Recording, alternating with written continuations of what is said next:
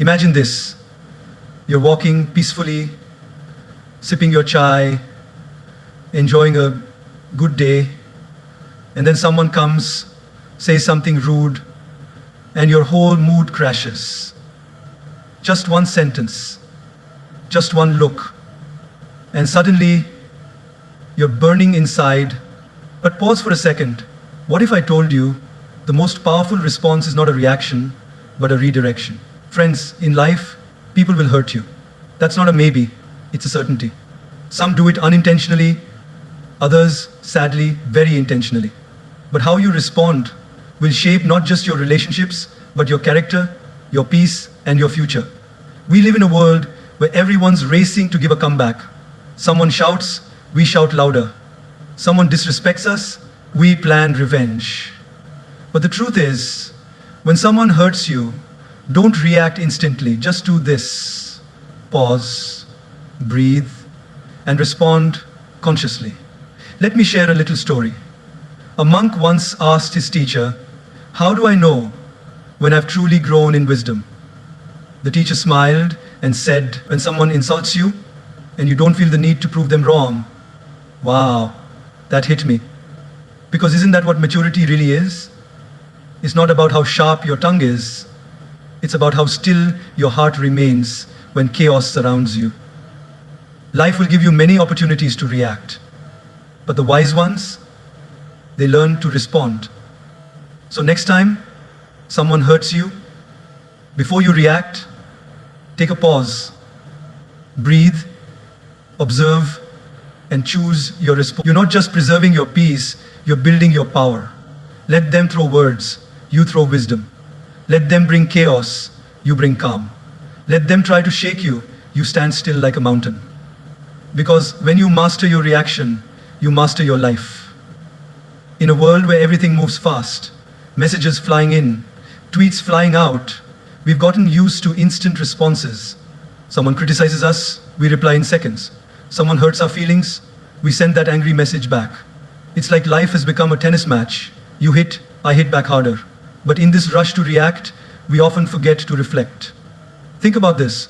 Have you ever sent a text in anger, only to regret it 5 minutes later? Or shouted at someone during a fight and felt guilty for days? That's the cost of reacting. Reaction is immediate. It's emotional, it's raw, but more often than that, it's reckless. Reflecting, on the other hand, is where wisdom lies. There's a story of a man who was walking in the forest and got bit by a snake. He screamed in pain, but instead of seeking help or treatment, he chased after the snake in anger, determined to punish it. He ran deeper and deeper into the forest, losing his way, getting more injured, more exhausted, until he collapsed. Now the question is, did the snake cause his downfall? Or was it his reaction to the snake? That's how many of us live. Someone says something to us, a rude comment, a sarcastic jab, or just a look, and we chase after the pain with our reaction. We carry it with us all day, sometimes all week. We go home and tell everyone how hurt we are. We post about it. We replay it in our mind like a movie stuck on loop. But what if instead we just paused and reflected? Imagine someone honks at you aggressively while driving.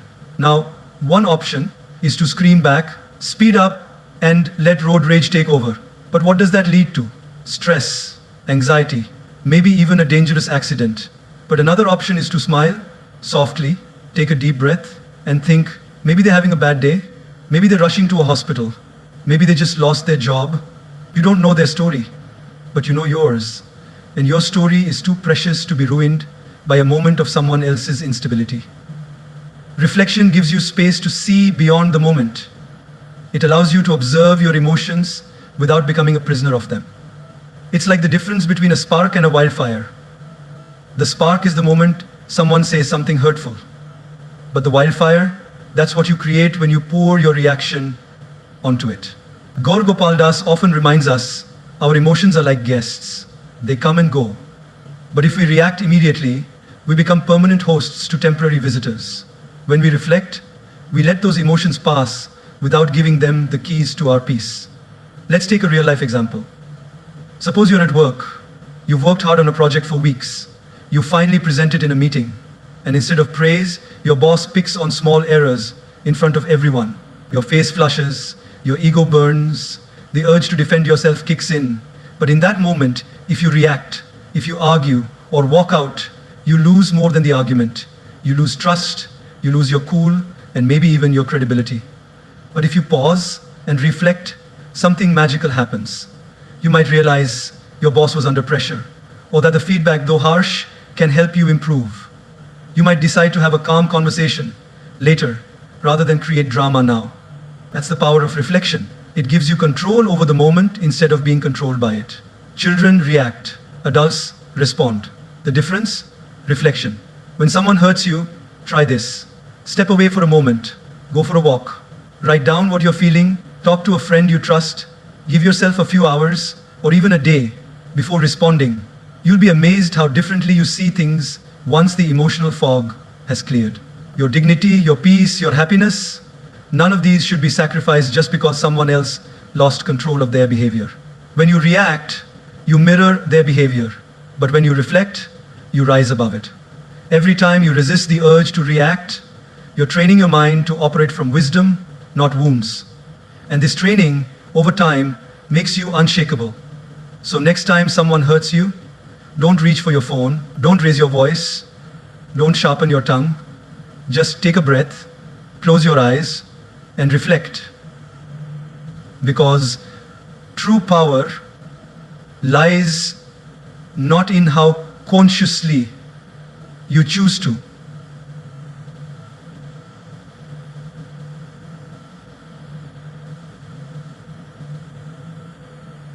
Don't raise your voice. Don't sharpen your tongue. Just take a breath, close your eyes, and reflect. Because true power lies not in how quickly you react to everything, but in how you first take a deep breath. There is a simple wisdom in something we all do every second of our life: breathe. Yet, in moments of stress, anger, or hurt, we forget to do just that. We forget to breathe before we speak. And because of that, we often say things we don't mean, act in ways we later regret, and damage relationships that matter to us. Think about this for a moment. How many times in life have you said something in the heat of the moment, only to wish you could take it back a few minutes later? Maybe you were tired, maybe someone pushed your buttons, or maybe you were just having a rough day. But the words came out, sharp, impulsive, and raw. And just like that, they hurt someone you care about. That's the power of words, spoken without breathing, without thinking. Breathing before speaking is not just about inhaling air. It's about creating space between the trigger and the response. That one breath becomes the difference between reacting from emotion and responding with intention. There's a beautiful story often shared in spiritual circles. A man came to the Buddha, angry and frustrated. He insulted the Buddha with harsh words, trying to provoke a reaction. But the Buddha sat still, calm and silent. After some time, the man asked, "Why don't you respond?" The Buddha gently replied, "If someone offers you a gift and you do not accept it, to whom does the gift belong?" The man replied, "To the one who offered it." The Buddha smiled and said, "In the same way, I do not accept your anger. It remains with you." Now pause and reflect. How was the Buddha able to stay so calm? The answer lies in that silent gap, that pause, that breath, that moment of stillness gave him the clarity to not take on someone else's negativity. And we can do the same. Let's take an everyday example. Imagine you're in a team meeting. You share an idea you're proud of, something you've worked hard on, and a colleague dismisses it instantly, even ridicules it. You feel the sting of embarrassment, the flush of anger rising up your neck. Every cell in your body wants to snap back, to prove them wrong. But instead, you take one deep breath. Just one. In through your nose, out through your mouth.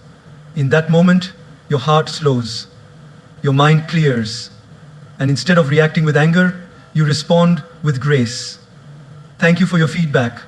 Would love to hear more about your perspective. Just like that, you've transformed the energy in the room. You've led with wisdom, not ego. This one breath, this pause, becomes your superpower.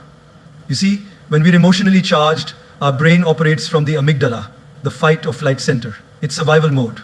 That's why we lash out, shut down, or get defensive. But the moment we breathe consciously, we activate the prefrontal cortex, the rational part of the brain. Suddenly, we're not reacting from fear or anger, we're responding with thought and maturity. Gopal Das often says, if you can control your breath, you can control your life. And it's true. The breath is the bridge between your mind and your emotions. It's the invisible thread that ties your inner world to your outer actions. Let's take another example. Picture a parent who just got home after a long, exhausting day. The house is a mess, the kids are shouting, and one of them spills juice all over the floor. The parent is at the edge of snapping. But they stop. They close their eyes, take a deep breath, and count to 5. Suddenly, they see things differently. They see the laughter of their child, the innocence in the mistake, and instead of yelling, they kneel down, clean the mess, and turn it into a moment of connection. That breath saved the moment. That breath protected the relationship. So often, what we need is not more words, but more space between our words, more silence between our emotions, more breath between our impulses. When someone says something hurtful, before you reply, breathe. When life doesn't go your way, before you complain, breathe. That breath may seem small, even unnecessary, but in reality, it is everything. It gives you time to choose your tone. It gives you space to think. And most importantly, it gives you the power to stay in control of yourself. Words once spoken cannot be unsaid, but words delayed through breath can be transformed.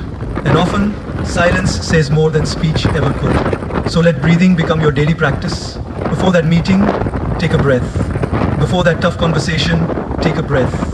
Before hitting send on that angry text, pause and breathe. You'd be amazed how much peace and power you find in just a few seconds of stillness. Because those who master their breath, master their emotions. And those who master their emotions, master their lives. It's one of those statements that sounds simple, but holds a deep, transformative truth. Hurt people. It means that those who inflict pain are often the ones who are silently bleeding inside. When someone lashes out at you, mocks you, ignores you, betrays you, or treats you unfairly, it's natural to take it personally. It's human to feel offended. But the moment we look beyond their behavior and try to understand the pain behind their action, something changes in us. Our heart softens. Our reaction transforms into reflection, and instead of returning pain with more pain, we begin to respond with compassion. Picture this. You walk into a bakery, smile at the cashier, and cheerfully say, "Good morning," but she just glares at you and grumbles, "What do you want?" For a second, your pride kicks in. How rude. Who does she think she is? But then you pause. You wonder, maybe she's going through something. Perhaps she woke up to bad news. Maybe she's struggling financially. Maybe her child is unwell, or she had a fight with someone she loves.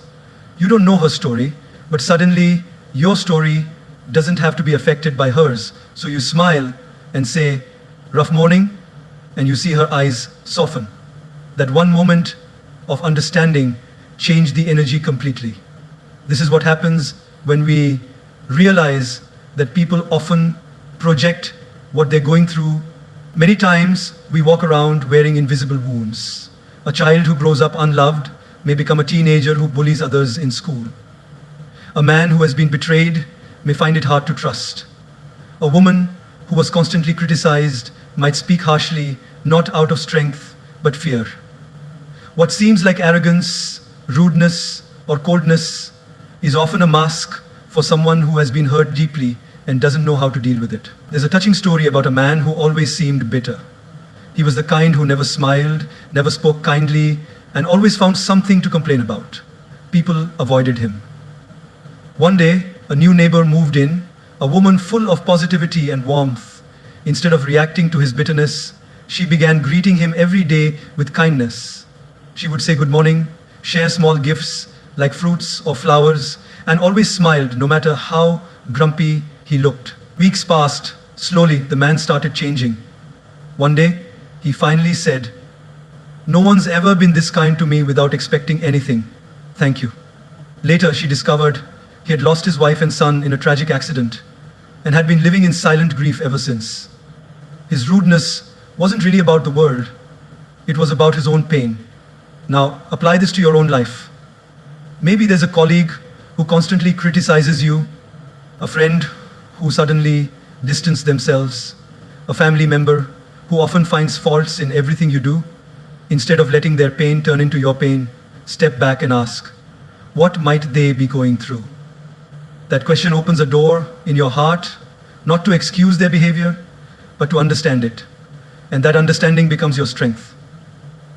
This doesn't mean you should tolerate toxic behavior or allow people to disrespect you. Setting boundaries is important. But when your heart carries compassion instead of resentment, you protect yourself from becoming what hurt you. Because the truth is, when we don't heal, we hurt. And sometimes that hurt is not even ours to carry. It gets passed down, like an emotional inheritance. You see, a person who is at peace within will never go out and damage someone else's peace. A person who feels truly loved will never intentionally make someone feel unloved. And a person who is emotionally fulfilled doesn't need to pull others down to feel taller. When GOPAL Das says, don't judge people by their actions alone, look at what might be driving those actions. He invites us into a life of empathy, a life where we don't just react to people, but we try to reach people. We listen with more than our ears, we listen with our hearts. If every time someone hurts you, you pause and say, this isn't about me, it's about their pain, you will begin to protect your inner world from being disturbed by the storms outside. You'll stop absorbing everyone else's chaos. You'll stop taking offense to every cold word or sharp look. Think of it like this. If someone throws dirt at you, you can throw it back, or you can wash it off and walk away clean. The first option leaves both people dirty. The second keeps you pure, centered, and in control. So when someone hurts you, don't just see the hurt. Try to see the human behind it. Maybe, just maybe, they're crying for help in the only way they know how. And your understanding could be the first step toward their healing. Because hurt people, but healed people heal others. Let's be the latter. There are moments in life when silence is not just golden, it's divine. When emotions rise, when anger boils, when ego shouts for attention, that's the exact moment when silence becomes your greatest strength. Because what you say in anger might win the argument, but it can lose the relationship. And sometimes what you don't say says everything. We've all been there. Someone says something that triggers us, a sarcastic remark, a harsh insult, a public humiliation, and suddenly our ego is up in arms, ready for battle. The heart races, words form in the mind faster than we can catch them, the tongue itches to fire back. But here's the truth. Reacting instantly with harsh words might satisfy your ego temporarily, but it almost always leads to regret later. Silence, on the other hand, gives you the power to respond, not react. Imagine this situation. You're having a conversation with a friend. Things get a little tense. Out of nowhere, they say something that deeply hurts you. Now you have two choices. You can snap back, say something even more hurtful, and walk away with wounded pride. Or you can pause, breathe, and say nothing at all. That silence in the moment doesn't mean weakness. It means you're thinking beyond the moment. You're preserving your peace instead of wasting your energy proving a point. We live in a time where everyone wants the last word. Social media arguments, family feuds, workplace drama, it all stems from the need to be right. But what's the use of being right if it leaves your heart wronged? GOPAL Das beautifully says, win hearts, not arguments. And sometimes the way to win a heart is to simply stay silent when your mind wants to speak the loudest. Let me give you an example from everyday life. Picture a married couple in a heated argument. The husband says something impulsive, something below the belt. The wife, hurt and furious, feels the urge to respond with equal bitterness. But she chooses silence, not out of fear, but out of wisdom. She walks away, takes time to cool off, and later, when both are calm, she expresses her feelings in a gentle yet firm way. That silence didn't break the bond, it protected it. That silence wasn't defeat, it was emotional intelligence in action. Silence allows space for healing. It gives your mind a chance to process and your heart a moment to soften. When we respond immediately, we respond from emotion. But when we allow silence, we respond from wisdom. Have you ever noticed that the most composed people in your life are the ones who don't talk too much during conflict? They don't rush to defend themselves. They don't blurt out insults. They just stay calm. And somehow, that silence makes them more powerful, not less. There's a story of a man who was known for his patience and calm demeanor. One day, a stranger approached him and began insulting him, called him names, questioned his values, tried to provoke him. But the man said nothing. He just smiled and walked away. Later, someone asked, "Why didn't you respond? Didn't that hurt your pride?" The man replied, "If someone offers you garbage and you don't accept it, where does the garbage stay? With them." That's the beauty of silence. It doesn't mean you're okay with being disrespected. It means you're wise enough to know which battles are worth fighting, and most aren't. You don't need to participate in every drama. You don't need to clap back at every insult. You don't need to lower your vibration just because someone else chose to lower theirs. Think about this. When you light a candle and the wind blows, what do? You protect the flame. You shield it gently. You don't yell at the wind. Your peace, your inner calm is that flame. And when people throw wind at you, criticism, insults, negativity, you don't protect your peace by screaming louder. You protect your peace by screaming louder. You protect it by becoming still, by becoming silent. In silence, we gain clarity. In silence, we hear our true thoughts, not just the noise of the moment. In silence, we connect with something deeper, our higher self, our wisdom, our dignity.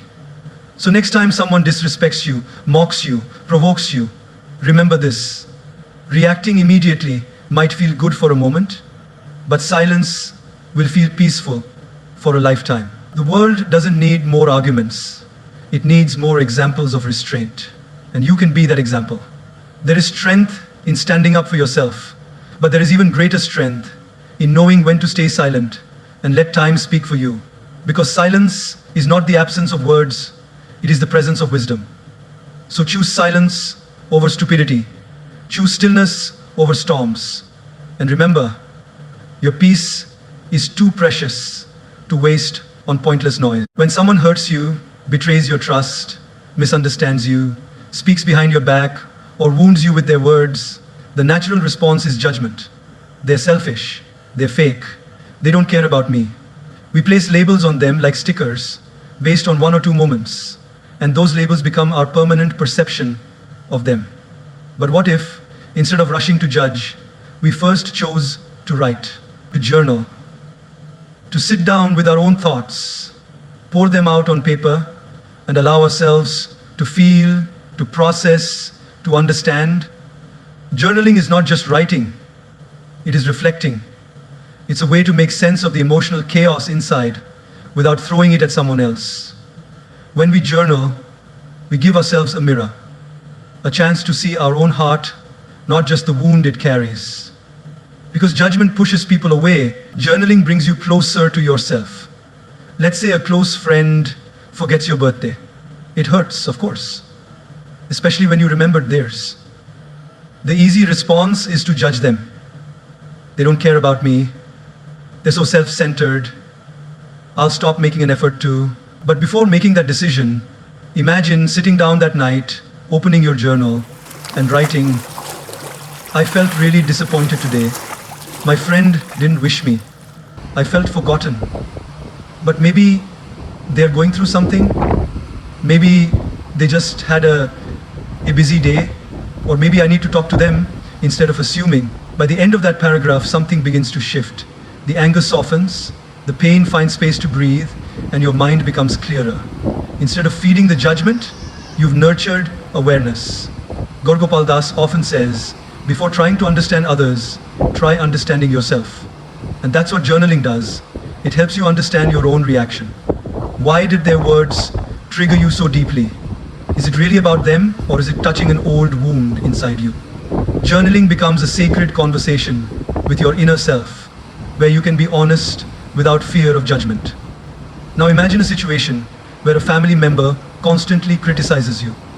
Maybe it's a parent or sibling who never seems satisfied. They say things like, "You're always like this," or "You never do anything right." Naturally, judgment kicks in. They're toxic, they'll never change, I'm done with them. But pause, take a moment, open your notebook, write, "It really hurts when they speak to me like that. I don't feel valued."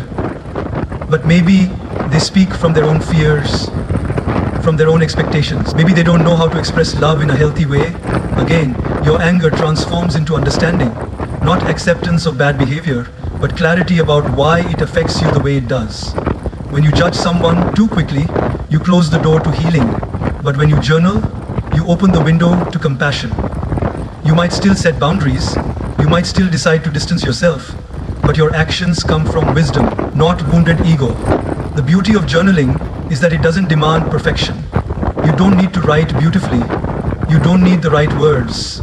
All you need is the courage to be honest with yourself. The page listens. It doesn't interrupt. It doesn't criticize. It just receives. And in that safe space, your pain begins to dissolve.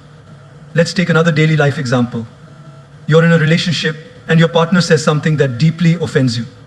Maybe they joked about something personal or made a decision without including you. You're fuming. You want to send a long, angry message or give them the silent treatment. But before that, try journaling. What did I feel in that moment? Why did it hurt me so much? Have I communicated this need before? What do I truly want right now? To be right or to be understood?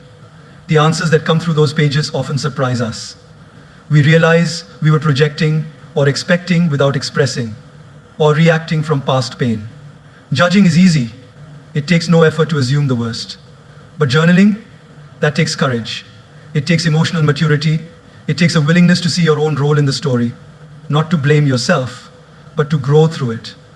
And the most powerful thing is, journaling builds emotional memory. As you fill more pages, you begin to see patterns in your life. You start noticing what triggers you, what soothes you, what lessons you keep repeating. Your journal becomes your personal roadmap to inner peace. You begin responding to life, not just reacting to it.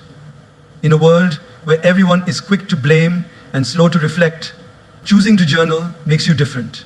It makes you wise, it makes you grounded, and it brings you closer to your best self. So the next time someone hurts you, don't rush to label them. Don't rush to cut them off or lash out. Instead, pick up a pen, sit quietly, let your heart speak through ink. Write out the storm before you speak to anyone about it. Because when you journal, you don't just protect others from your reaction, you protect yourself from becoming someone you're not. And that is the highest act of emotional strength. There's a subtle but profound difference between a thermometer and a thermostat. A thermometer only reflects the temperature of its surroundings. If it's hot, it shows hot. If it's cold, it shows cold. It has no control, just a reaction to whatever is happening around it. A thermostat, on the other hand, doesn't just reflect the environment, it regulates it. It sets the tone. It maintains balance. It changes the climate instead of being changed by it. And in life, we have the same choice. We can either let people and situations dictate our inner state, like a thermometer, or we can learn to be a thermostat, holding our peace, our values, and our responses, regardless of what's happening outside. Think about how often we let the emotional temperature of a room change our mood. You enter a room and someone's angry, you immediately feel tense. Someone gossips, you get pulled into the negativity. A colleague snaps at you, you carry the irritation for hours. Like a thermometer, you absorb and reflect everything. But what if you were grounded enough to enter that same room And instead of matching the chaos, you brought calm? What if your peace was so steady that other people felt calmer just being around you? Let's take an everyday example. You're stuck in traffic. People are honking, cutting lanes, shouting out their windows. The atmosphere is boiling. Now, you can be a thermometer, lose your patience, yell back, honk aggressively, and arrive at your destination completely drained. Or you can be a thermostat, breathe deeply, play your favorite music, stay calm, and maybe even smile at someone who looks more stressed than you. You don't let the traffic steal your peace. You choose how you feel, no matter what's around you. This idea becomes even more powerful in relationships.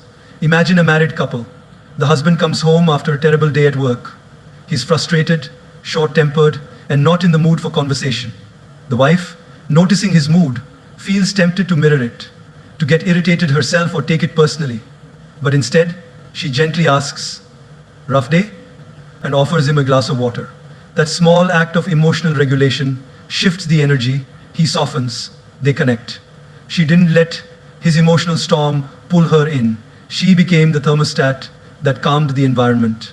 And in doing so, she didn't just protect her peace, she healed the moment. GOPAL Das often says, "Don't let someone else's bitterness become your bitterness." That's exactly what a thermostat mindset is. It's choosing not to absorb someone's anger, not to reflect someone's criticism, not to match someone's energy when it's rooted in pain or ego. Instead, it's choosing your own emotional setting and holding it with grace. Now think about social media. It's full of heated opinions, arguments, and impulsive comments. One post can ruin your mood for the entire day. Someone disagrees with you, and suddenly you're typing out a paragraph to prove your point. You've let their energy set your temperature. But you can also be the one who scrolls with awareness, who engages with kindness, who logs off when it starts to affect your peace.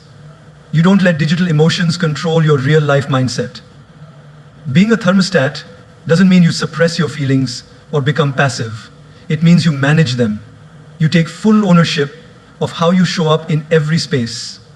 You're not a puppet to your surroundings. You choose your mood. You choose your response. And that choice is where your power lies. Take the workplace, for example. One negative coworker can poison the morale of an entire team.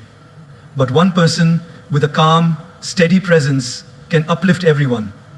That person who says, "Let's find a solution instead of complaining," or "We can figure this out together," becomes the emotional thermostat for the group. And the incredible thing is, it's contagious. Just like negativity spreads, so does calm, so does kindness, so does clarity. If someone's anger makes you angry, they have control over you. If someone's anxiety makes you anxious, they're controlling your mind. But when you stay rooted, when you breathe, stay mindful, and respond intentionally, you take back that control. You become the one who decides the emotional climate. So ask yourself, who sets the temperature of your life? Is it the rude stranger, the impatient coworker, the inconsiderate friend, or is it you? Imagine walking into any situation, tense or joyful, chaotic or calm, and bringing a sense of balance with you. You don't just reflect the environment, you elevate it. You inspire others through your steadiness. You become the person others lean on, trust, and admire, not because you're perfect, but because you're peaceful. Life will always have storms. People will have moods, situations will be unpredictable, but your inner climate can stay steady. You can walk through fire without getting burned. You can enter chaos and remain still, not because you're numb, but because you've trained your mind to lead, not follow. Be a thermostat, not a thermometer. Be the one who sets the tone, not the one who's set by others. That is how you live with grace, with strength, and with peace that no one can take away.